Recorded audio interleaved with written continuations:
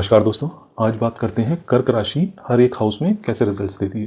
कर्क राशि रूल होती है मून के द्वारा, तो ऐसा व्यक्ति बड़ा इमोशनल होता है और कर्क राशि जहाँ भी आती है वहाँ उस हाउस के एट्रीब्यूट्स से आप में आपका मन बहुत लगता है उस एट्रीब्यूट्स में, और आप इमोशनल होते हो उस हाउस के एट्रीब्यूट्स को लेकर।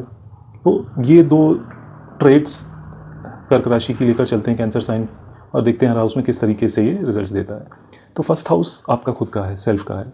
तो अगर फर्स्ट हाउस में यानी कि पहले भाव में अगर 4 नंबर की राशि आ रही है, कर्क राशि आ रही है, तो ऐसे लोग काफ़ी इमोशनल होते हैं।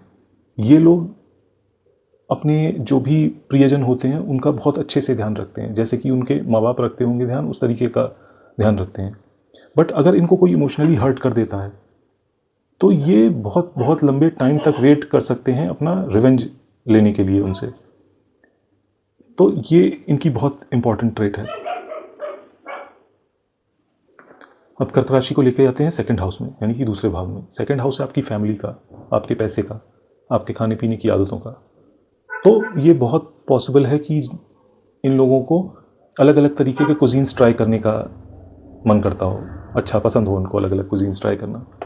ये अपनी फैमिली से बहुत अटैच्ड हो और ये अपनी फैमिली को बहुत प्रोटेक्ट करके रखते हों, और अगर किसी ने भी इनकी फैमिली को नुकसान पहुंचाने की कोशिश करी तो ये फिर उससे रिवेंज लिए बिना नहीं छोड़ते हैं, बहुत रिवेंजफुल। अब ये वर्बल फाइट में आके आपसे बहस करके रिवेंज नहीं लेंगे, ये वेट करेंगे अपने सही मौके का, और ये आपको भी इमोशनली ही हर्ट करेंगे। और जब ये करेंगे आपको हर्ट हो सकता है आप तब भूल भी चुके होंगे आपने क्या किया था कुछ सालों पहले, लेकिन ये नहीं भूलते हैं।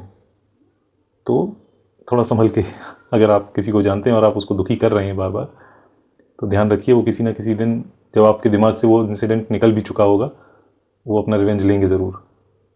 चलिए अब 4 नंबर की राशि को लेके आते हैं थर्ड हाउस में। थर्ड हाउस होता है आपके सिबलिंग्स का, शॉर्ट डिस्टेंस ट्रैवल्स का, आपके डॉक्यूमेंट्स का। तो ये व्यक्ति अपने सिबलिंग्स के साथ अटैच्ड होता है बहुत, उनको बहुत प्रोटेक्टिव तरीके से रखता है, बहुत ज़्यादा ध्यान रखेगा या रखेंगी जिसका भी है। अगर थर्ड हाउस में 4 नंबर राशि या कर्क राशि, उनको किस भी तरीके की समस्या होगी तो ये पहले से मौजूद होंगे उनकी हेल्प करने के लिए। और यहाँ पर भी वो चीज़ अप्लाई होती है कि अगर इनके सिबलिंग्स को किसी ने किसी भी तरीके का कोई नुकसान पहुँचाने की कोशिश करी तो इनके सिबलिंग से ज़्यादा खतरनाक ये हैं उनके लिए। तो अब क्योंकि 4 नंबर राशि इमोशंस की भी है, मून से रूल होती है, तो इनका थोड़ा मूड स्विंग भी ऊपर नीचे हो सकता है, जिसकी वजह से इनके भले ही रिश्ते उतने स्मूथ ना हो अपने भाई बहनों के साथ, लेकिन जब बात आएगी उनके प्रोटेक्शन की, उनका ध्यान रखने की, तो ये उस मामले में पीछे नहीं हटते हैं।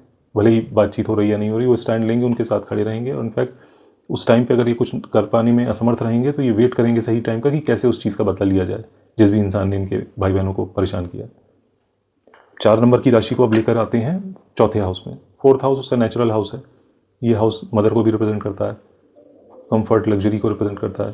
तो ये पॉसिबिलिटी है काफ़ी ज़्यादा कि इनका बहुत मन घर के कंफर्ट में, लग्जरी में। 4 नंबर राशि को फोर्थ हाउस में लेकर आते हैं। फोर्थ हाउस नेचुरली 4 नंबर की राशि का ही है।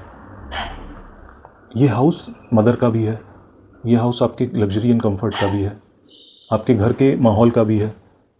तो जब 4 नंबर राशि यहाँ आती है तो आप अपने घर के माहौल को लेकर बहुत इमोशनल रहते हैं। आप हो सकता है अपनी मदर के साथ भी काफ़ी इमोशनली अटैच्ड हों, बहुत हाई पॉसिबिलिटी है। और आप बहुत प्रोटेक्टिव हों अपने मदर को लेकर और घर के एनवायरनमेंट को लेकर।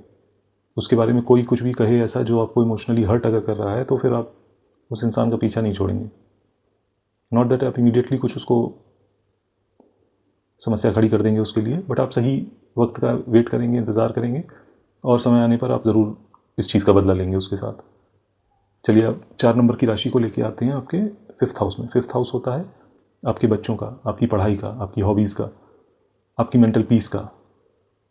तो 4 नंबर राशि जब यहाँ आती है तो आपकी मेंटल पीस अगर कोई डिस्टर्ब करता है तो आपको बिल्कुल पसंद नहीं आता, और आपको पढ़ाई करने में बड़ा मज़ा आता होगा, मन लगता होगा आपका। तो ऐसे लोग लाइफ लॉन्ग लर्नर्स होते हैं, उनको सीखते रहना अच्छा लगता है, तो कुछ ना कुछ पढ़ते रहेंगे। ज़रूरी नहीं है कि उनके प्रोफेशन से रिलेटेड हो या करियर से रिलेटेड हो, इन जनरल इनको किसी भी चीज़ के बारे में पढ़ने में अच्छा लगता हो, ये बहुत हाई पॉसिबिलिटी है। और अपने बच्चों को लेकर भी ये बहुत प्रोटेक्टिव होंगे, इमोशनली अटैच्ड होंगे उनके साथ। और बच्चों को अगर किसी भी तरीके की कोई दिक्कत का सामना करना पड़ सकता है किसी दूसरे की वजह से, तो वो व्यक्ति इनकी मेमोरी में एक स्पेशल जगह बना लेगा, और जब भी इनको मौका मिलेगा उस इंसान को सबक सिखाने का, तो ये उसको हाथ से जाने नहीं देंगे। चलिए अब 4 नंबर राशि को लेके आते हैं 6th हाउस में। 6th हाउस होता है आपका रोग, रिपू, ऋण का, मतलब diseases, enemies and loans and debts का। आपके हाउस हेल्प्स का है, आपके सबॉर्डिनेट्स का है, आपके एम्प्लॉयज़ का है, आपके पेट को भी 6th हाउस से रिप्रेजेंट करता है, आपकी जॉब भी 6th हाउस है। तो यहाँ अगर 4 नंबर राशि आती है तो ऐसे लोगों को अपने वर्क प्लेस पे, अपने जॉब में मन लगता है, उनको मज़ा आता है काम करने में। बट क्योंकि 4 नंबर राशि मून से भी रूल होती है, तो इनकी जॉब बहुत स्टेबल नहीं रहेगी। ये लोग हर 2-2.5 साल में चेंज करना चाहेंगे अपनी जॉब को, और हो ही जाएगी। अगर रेजिस्ट करेंगे चेंज को तो कुछ ऐसे सर्कमस्टांसेस बनेंगे कि इनको मजबूरन चेंज करनी पड़ेगी। तो उससे बेटर है कि ये खुद ही उस वे में प्लान करके चलें कि 2-2.5 साल हो रहे हैं अगर किसी कंपनी में, तो देखना शुरू कर दें नौकरी। नहीं तो कुछ ऐसा होगा कि इनको मजबूरी में छोड़नी पड़ेगी जॉब, तो वैसा समय ना देखना पड़े तो बेहतर है पहले से आप प्लान कर लीजिए। ये लोग अपने एम्प्लॉयज़ को लेके प्रोटेक्टिव होंगे, उनका ध्यान बहुत ज़्यादा रखेंगे, और इन लोगों के एम्प्लॉयज़ बड़े खुश रहते हैं बिकॉज ये अपने एम्प्लॉयज़ के साथ थोड़ा इमोशनली अटैच्ड हो जाते हैं। तो ये उनकी हर दुख सुख का ध्यान रखते हैं कि कोई समस्या तो नहीं चल रही है। तो ऐसा अगर आपका बॉस है तो आपको खुश होना चाहिए, क्योंकि वो आपकी हर ज़रूरत का ध्यान रखेगा। बट उसका मतलब ये नहीं है कि आप एडवांटेज लेने लगे उनकी, बट हाँ, आप ये उम्मीद करके चल सकते हैं कि वो जितना आपके लिए बेहतर होगा वो करने की कोशिश करेंगे। चलिए अब 4 नंबर की राशि को लेके आते हैं 7th हाउस में। 7th हाउस होता है मैरिज का, पार्टनरशिप का, आपकी पब्लिक इमेज का। तो 4 नंबर राशि जब यहाँ आती है तो ऐसा व्यक्ति अपने स्पाउस से या अपने बिजनेस से इमोशनली अटैच्ड हो जाता है बहुत ज़्यादा। और जैसा कि मैंने भी बताया कि 4 नंबर राशि इमोशनल है, मून के द्वारा रूल करी जाती है, तो मूड स्विंग्स इनके काफ़ी ज़्यादा होते हैं, जिसकी वजह से हो सकता है इनके रिश्ते, भले ही इनका ये बहुत चाहते हो अपने लाइफ पार्टनर को, पर इनके मूड स्विंग्स की वजह से कुछ ना कुछ समस्या चलती रहती हो। अब 4 नंबर राशि अच्छा इनकी मदर को भी रिप्रेजेंट करती है, तो इनकी शादी के अंदर इनकी माँ की दखलंदाजी बहुत ज़्यादा हो, जो कि प्रॉब्लम क्रिएट कर रही हो इनके लाइफ में, वो भी बहुत पॉसिबल है। तो ये ध्यान रखिएगा। ऐसे लोगों को यूजुअली यही कहा जाता है कि अगर आपकी शादी हो जाए तो आप अलग रहें, ज़्यादा बेटर रहेगा घर की शांति के लिए। चलिए अब 4 नंबर राशि को 8th हाउस में लेके आते हैं। 8th हाउस है पेन, सफरिंग, सडन इवेंट्स का, लॉस का। और जब यहाँ 4 नंबर राशि आती है तो ऐसा इंसान यूजुअली इमोशनली ट्रबल्ड रहता है, अनलेस और अनटिल वो अपना 8th हाउस बैलेंस कर रहे हो।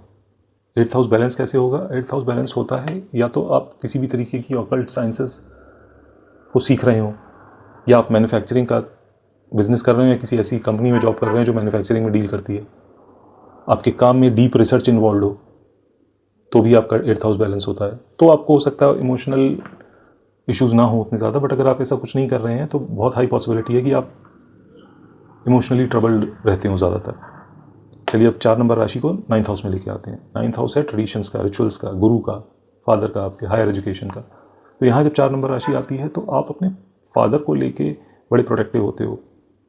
आप हो सकता है एक रिलीजन को लेके बड़े कट्टरवादी सोच वाले हो, या आपके रिलीजन के बारे में किसी ने कुछ बोल दिया तो आप इमोशनली हर्ट हो जाते हो, तो आप उससे वहीं दाना पानी लेके उसके ऊपर चढ़ जाओगे, ये पॉसिबिलिटी है। या फिर थोड़ा वेट करोगे कि इसको कैसे काउंटर किया जाए, और वो उस आर्ग्यूमेंट को अगला इंसान हो सकता है भूल चुका हो, बट आप उसको भूलने नहीं देंगे, क्योंकि आपकी तो मेमोरी में वो छप गया है कि आपको कैसे तो बदला लेना है उस चीज़ का, कि कैसे बोल कैसे दिया इसने।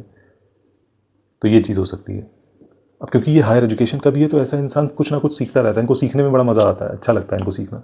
तो कुछ ना कुछ ये नया पढ़ते रहेंगे या सीखते रहेंगे। किसी पॉडकास्ट के थ्रू सीख सकते हैं, किसी यूट्यूब चैनल के थ्रू सीख सकते हैं, या बुक्स अलग अलग तरीके की अलग अलग सब्जेक्ट्स के ऊपर लेके सीखते हैं, या अपने रिलीजन के बारे में ही ज़्यादा डिटेल में जानने की इनकी इच्छा रहती हो तो उसके बारे में काफ़ी पढ़ाई कर सकते हैं, या किसी और से सीख सकते हैं। चलिए अब 4 नंबर राशि को 10th हाउस में लेके आते हैं। 10th हाउस आपके प्रोफेशन का है, आपके पब्लिक स्टेटस का है। तो इनके लिए इनका पब्लिक स्टेटस बहुत इम्पॉर्टेंट हो जाता है, कि लोग कैसे इनको देख रहे हैं। और इनकी पब्लिक स्टेटस पे अगर कोई भी गलत तरीके से इम्पैक्ट कर रहा होगा तो वो उनकी बदले वाली लिस्ट में आ जाएगा कि इससे बदला लेना है। 4 नंबर राशि, जैसा कि मैंने 6th हाउस में बोला था कि मून से रूल होती है, तो मून बहुत तेज़ी से घूमने वाला प्लैनेट है। अब इसकी साइंटिफिक उसमें मत पहुंच जाइए कि नहीं, मून सैटेलाइट है, एस्ट्रोलॉजी में उसको प्लैनेट ही माना जाता है। तो वो बहुत तेज़ी से घूमने वाला प्लैनेट है। तो यहाँ पर भी अगर वो आ रहा है 10th हाउस में 4 नंबर की राशि, तो तब भी ये व्यक्ति अपने प्रोफेशन में ये पाएगा कि इनकी जॉब जल्दी जल्दी चेंज होती होगी। या तो ये अगर बिजनेस कर रहे हैं तो एक अलग चीज़ है, या फ्रीलांसिंग कर रहे हैं तो ऑटोमेटिकली आपके प्रोजेक्ट्स डे टू डे उसमें चेंज होते रहते हैं, या कॉन्ट्रैक्चुअल रोल में तो भी आप सेटिस्फाई कर रहे हैं। बट अगर आपकी परमानेंट जॉब है तो आप देखेंगे कि आप 2-2.5 साल में कुछ ऐसे सर्कमस्टांसेस बन जाते हैं कि आपको जॉब चेंज करनी पड़ती है, या आपका मन ऐसा हो जाता है कि यार यहाँ कुछ सीखने को नहीं मिल रहा है ना, तो मुझे अब दूसरी जगह जाना है। ये भी पॉसिबल हो सकता है। तो अब 4 नंबर राशि को 11वें हाउस में लेके आते हैं। 11th हाउस होता है आपके एल्डर सिबलिंग का, आपके चाचा जी, ताऊ जी का, बेसिकली आपके फादर के सिबलिंग्स का, आपके दोस्तों का, आपके रिलेटिव्स का, आपकी इनकम का, आपकी ग्रीड का, डिज़ायर्स का। तो जब यहाँ 4 नंबर की राशि आती है तो ये इंसान को डिज़ायर्स पूरे करने में बड़ी दिक्कत आती है, क्योंकि जैसे ये 4 नंबर राशि 10वें हाउस में और 6th हाउस में जॉब चेंज करा रही थी, इनके डिज़ायर्स भी बहुत फ्रीक्वेंटली चेंज होते हैं। तो जब आपका गोल सेट या डिज़ायर सेट नहीं है कि ये मुझे पाना है, ये मुझे चाहिए, तो उसको अचीव करना भी डिफिकल्ट हो जाता है कि आप हर 2 साल में आपका डिज़ायर चेंज हो रहा है। तो ये थोड़ा डिससेटिस्फाइड रहते हैं थोड़ा अपने डिज़ायर्स को लेके, ये पॉसिबिलिटी है।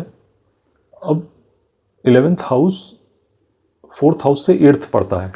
जब 4 नंबर राशि यहाँ आती है जो कि मदर को भी रिप्रेजेंट करती है, तो ऐसा देखा गया है कि ऐसे व्यक्ति की मदर की तबीयत थोड़ी ख़राब ही रहती हो, कभी भी वो ये नहीं कह पाती हूँ कि हाँ पूरी तरीके से एकदम स्वस्थ हैं हम।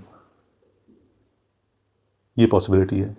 इनका मन अपने दोस्तों के साथ, रिलेटिव्स के साथ टाइम स्पेंड करने में बहुत ज़्यादा लगता हो, अपने चाचा जी, ताऊ जी के साथ मन बहुत लगता हो, ऐसा हो सकता है। और उनके बारे में कोई कुछ गड़बड़ कर दे या बोल दे तो ये प्रोटेक्टिव भी बहुत होते हैं अपने दोस्तों को लेकर।